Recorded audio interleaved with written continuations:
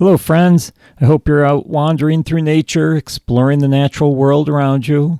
Do you enjoy writing about your wanderings? Nature journaling is an awesome, fun way to remember all the adventures you have taken and how you felt during those journeys. If you're looking for some beautiful journals to keep track of all your wanderings, I have several available on Amazon, including some guided journals for children. Start your journey in journaling by clicking on the link in the show notes. Keep exploring the nature around you and keep journaling all your wanderings.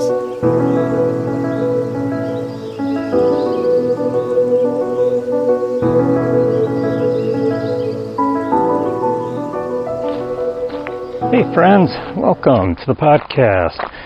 I'm Paul, and today we are at Eternal Flames Falls, or Eternal Flame. It's part of Chestnut Ridge Park. It's a hidden wonder, well, it used to be really hidden wonder of Western New York. Now it's just a semi-hidden wonder of Western New York. It used to be where hardly anyone knows about it. There was a hidden entrance kind of where you would come through the main entrance of Chestnut Ridge and you'd have to hike over to this area where it's actually located, the Eternal Flame. But then neighbors were complaining a lot about people parked along the side of the road, and the park was trying to figure out what to do about it, and along comes a Boy Scout troop and they said, hey, how about we help you out by, making a new trail off of the main road instead of the side road, and if we'll help put a parking lot in. Of course, they're not going to put this big parking lot in. It's just Boy Scouts. They didn't have the money, but I don't know how all of that went down. But it finally ended up where they did put this really huge parking lot in, huge entrance. Boy Scouts got all these signs they put up for the trail, and people started finding out more about it. I mean, before that, the only way you really knew is if you heard it through the grapevine or you read a book called Hidden Places in Western New York, and this used to be one of them, but now everyone knows. I was actually watching Buffalo Bills game the other day, and you know how they show local chipmunks. They show like local spots around where the team's from or where they're playing. And so it was a home game, and Buffalo, a commercial break, they came back or going to the commercial, but they were showing the Eternal Flame. Yep, everyone knows.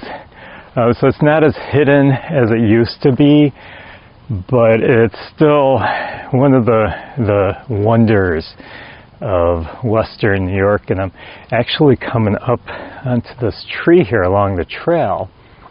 And it's kind of neat. We got this white fungus growing on the side of the tree. So feeding off the tree.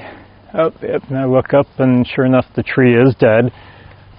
Whole top of it's probably about, I'm going to say maybe 30 feet tall, and at that point it's just gone.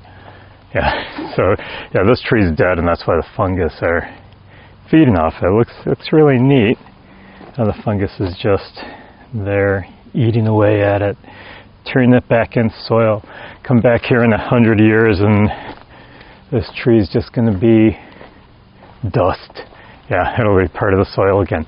So as I'm walking in here, there's a lot of conifers. This whole section is a coniferous forest. And I'm actually going to walk over to the edge here too, because I want to look down into the ravine, into the river. And it's considered a river. It's kind of a stream. It's very shallow. And where I am right now, as I look down, it's probably about, I'm going to guess, probably about 50 feet down into the ravine. So I'm not going to get too close to the edge. And if you've been listening for a while, you know I'm not a big fan of heights unless I got a railing. One of the reasons I'm a big tree hugger, so that I can hug the trees when I go close to the edge of a cliff. So anyhow, this coniferous forest that I'm in, I always love this section. There's no vegetation on the ground other than some mosses and ferns here and there. The needles fall to the ground and they put an acidic value to the pH of the ground because they're decaying into the ground and they're changing the pH level because of that. So because that pH level has changed in the soil, you don't get much growth here. But also you've got conifers who keep their needles on year-round, blocking the sunlight, and therefore it's hard for anything to grow on the forest floor here. So all of that is causing this to be very dead, if you want to put it that way. Not much vegetation on the forest floor, other than, like I said, a few ferns here and there, seeing mosses around some of the trees. But it also gives this, I don't know, kind of eerie feel to it. It's much darker. I mean, it's a sunny day today, but it's very, very dark, enclosed. I don't know how you want to put it. It has almost like a bluish hue to the lighting here. So it's kind of like a mysterious feel. It's really cool. I like this, this area of the Eternal Flame.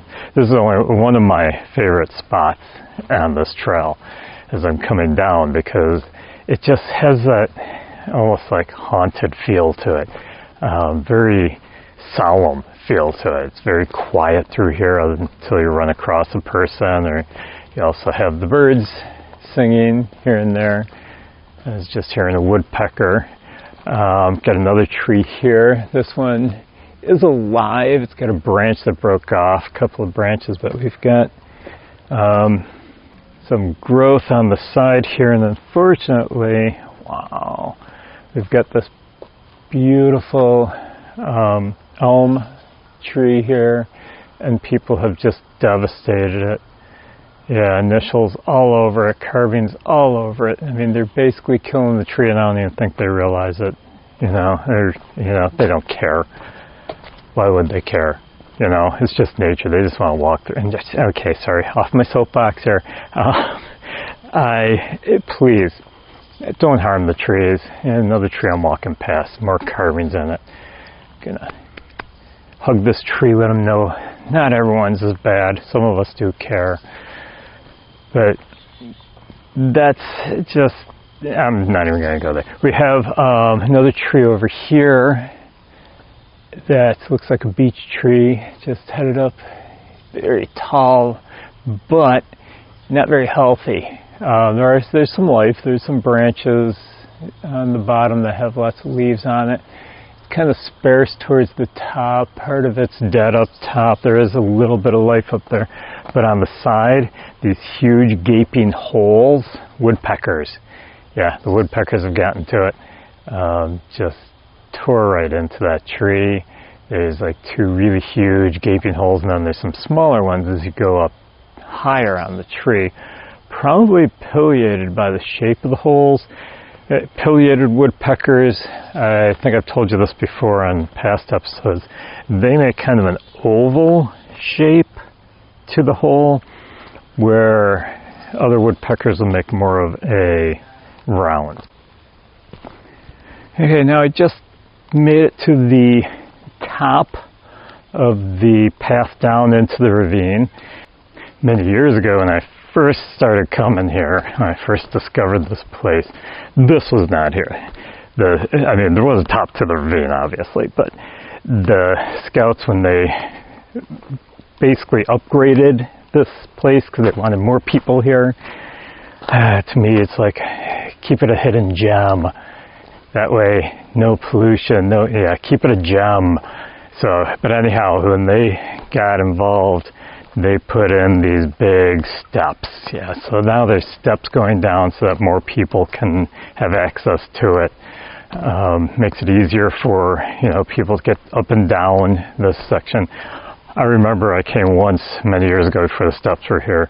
Rainy day. I wanted to see the falls, as it was, really flowing. And so I got here and the whole path was all muddy and slippery, and I came out of here, I was a mess. But now, nice steps, railing. So it made it much easier for people to explore, to come here. It sounds like I'm saying, should have kept it a hidden gem. There's a good side and a bad side. I'm also always encouraging people to get out and explore nature. Get out and enjoy nature. Invite more people. There's not enough people out exploring nature. Too many people sitting in front of the TV. And then here I turn around and it's like, we need to start, keeping these gems away from people so that they don't destroy them. So it's like it's a take and give here. I don't know which is better, which is not better. So that's what I'm talking about. As I'm saying that, here's a Mountain Dew bottle sitting along the edge of the trail here at the bottom of the ravine. No, I wasn't that quick getting down to the bottom. Okay, I had to pause it a couple of times because there were people coming up and I didn't want their voices in the podcast. But I'm at the bottom, or almost to the bottom. And here's a pop bottle. So I'm going to put this in my backpack, take it up, and I will dispose of it properly. So it's kind of a good side, bad side sort of thing. So you get more people exploring these places. You also get more pollution. You get more people that you're running in along. I'm trying to do a nice quiet podcast here, and I keep getting voices in the background. So, it's give and take. What do you do? So I'm not discouraging you from coming here. I'm really encouraging you. Check it out. If you're ever in Western New York, or if you live in Western New York and you've never heard of Eternal Flame, or you've never been here, come and check it out. It's a great place to be, great place to come. Very interesting, great for nature study. And I'm almost to the flame, so I will talk a little bit about why it got this name. I'm actually almost to the flame, which I'll explain why they call it Eternal Flame as soon as I get there. Well, I'll explain it along the way here. I'm actually walking. You may hear water in the background. I'm walking a creek bed. So a lot of shale-based creek bed here. If you look along the edge of the creek, there's shale going up, so you don't want to slip here. You don't want to slip here. It does get very slippery when it's really wet. Wear some good shoes when you come. Don't worry about getting your feet wet, because they will. I got my old ratty sneakers on today because I knew I was coming here. But it's beautiful, peaceful down in here. Very quiet when there aren't people. When there aren't other people right now. I have some people coming up from behind. I'm trying to stay ahead of them so I can, enjoy the peace and quiet. So the Eternal Flame. This is a creek that runs through Chestnut Ridge. Oh, let's talk about those flowers on the way back. And there's a small waterfall. The creek, it varies in width. I have another waterfall coming down from the right here. And I'm just going to pass this one. This is not the Eternal Flame waterfall, but it is a beautiful waterfall, nonetheless.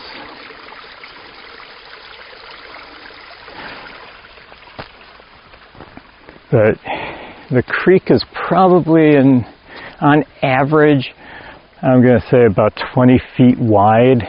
The ravine down, and like I said earlier, I was up top before.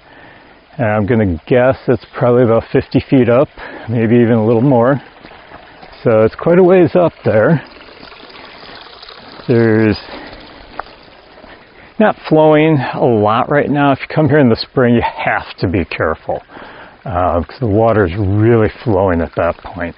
But somehow someone discovered where the main creek is coming through. There was a waterfall, and someone must have smelled gas at one point. There was a crack in the rocks, and there was a pocket of gas down below, and it worked its way up through the rocks. And if you take a match or a lighter and you light underneath the waterfalls, you actually get a flame back there. So I remember when I was in Iceland, and people would say it's the land of fire and ice. And I always think about the eternal flame. You know, it's like, yeah, you're mixing water with fire. It does happen.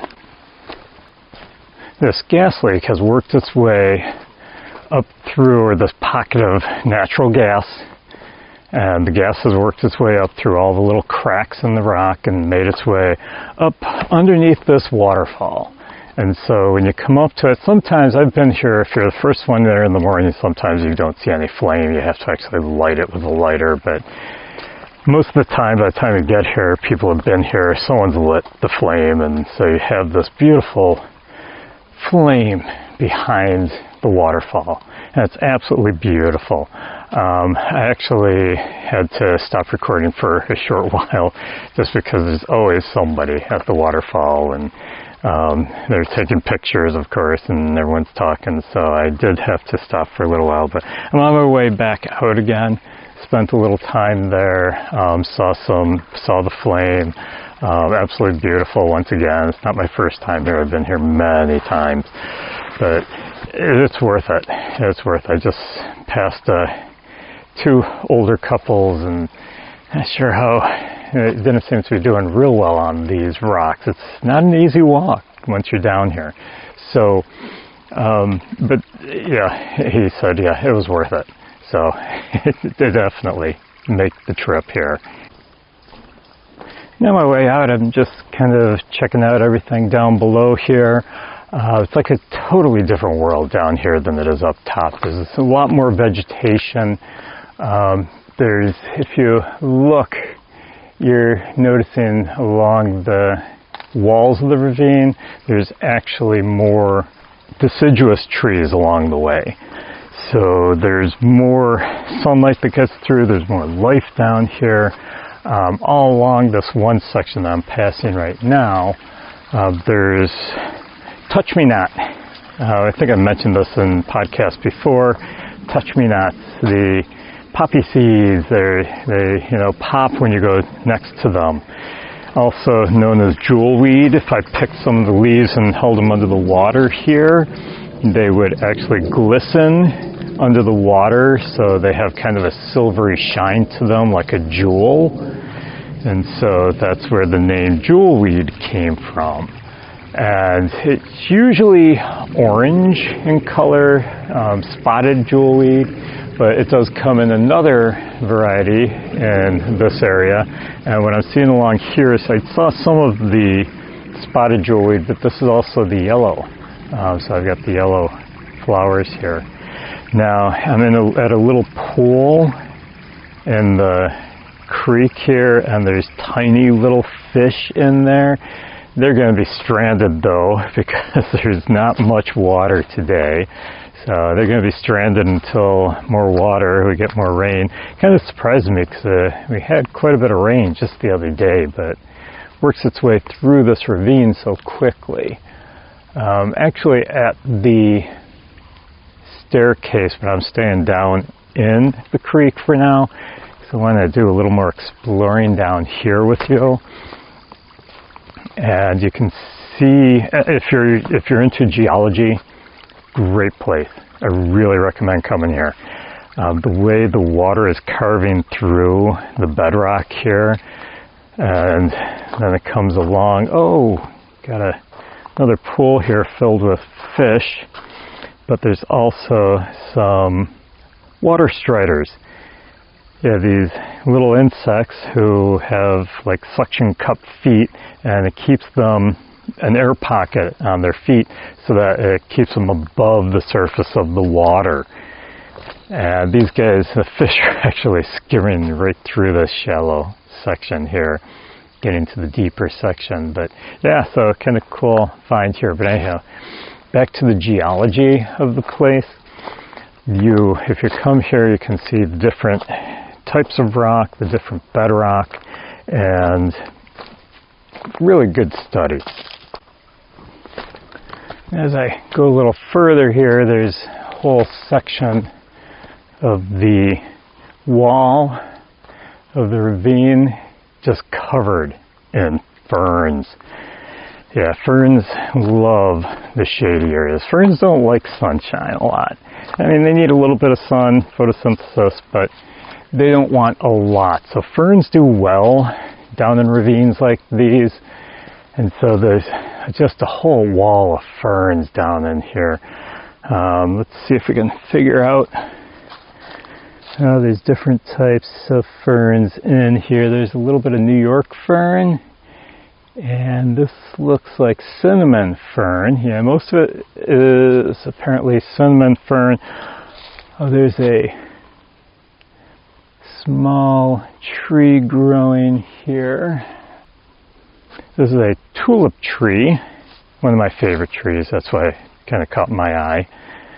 My trail, my path along the edge here just disappeared, so I'm going to have to climb back down into the riverbed, stream bed.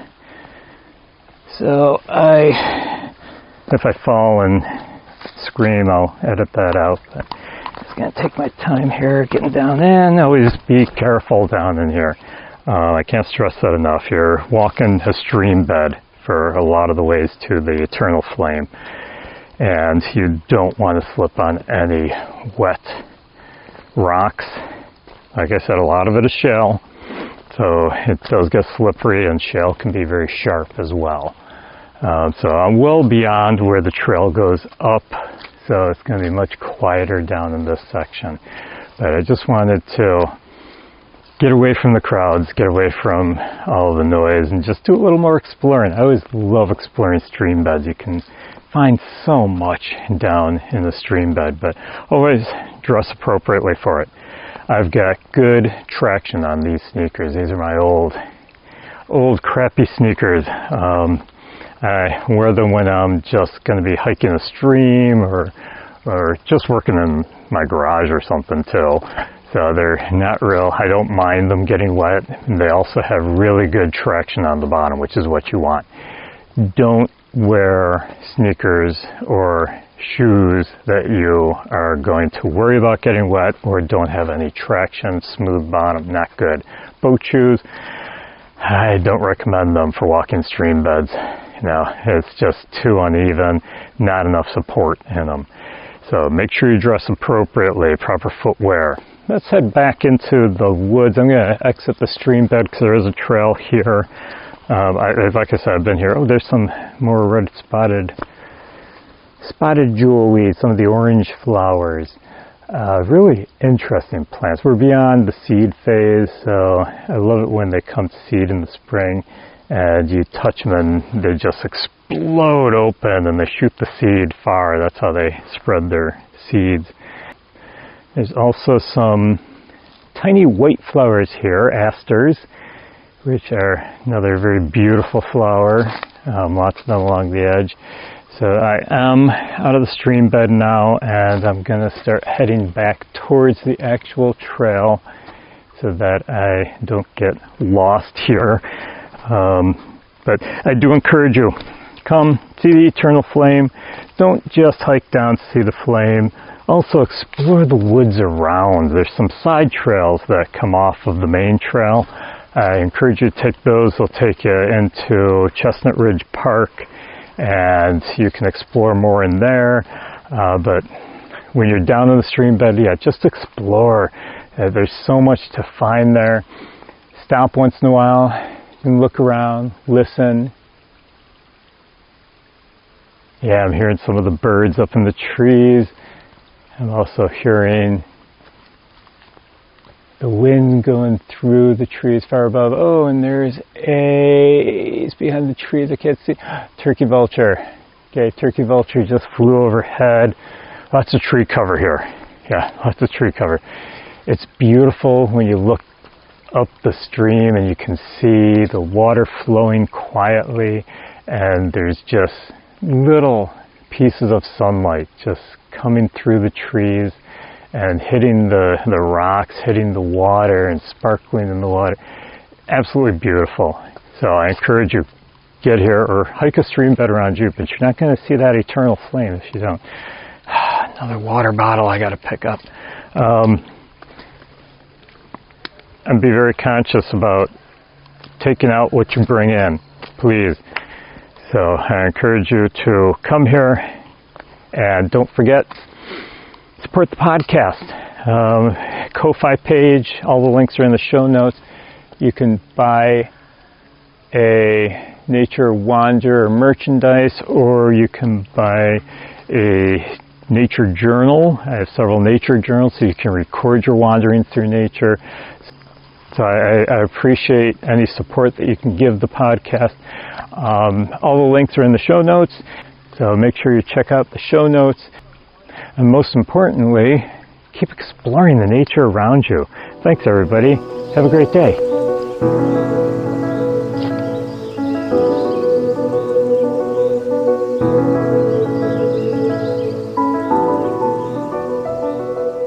Did you know that plastic is made with oil, a fossil fuel that pollutes the environment? And did you know that only about 15% of all plastic is recycled into new products? Wouldn't it be awesome if we could live our lives without plastic so that we could stop harming the planet? Well, there's a company that wants to help you do just that. Life Without Plastic sells products that will reduce or eliminate your dependence on plastic. They have a large selection from toothbrushes to food storage containers to drinking straws, all plastic free. And it's reasonably priced. So what are you waiting for? Check out all these great plastic-free products and help save the planet. Just click on the link in the show notes to find out more and to start your journey to being plastic-free.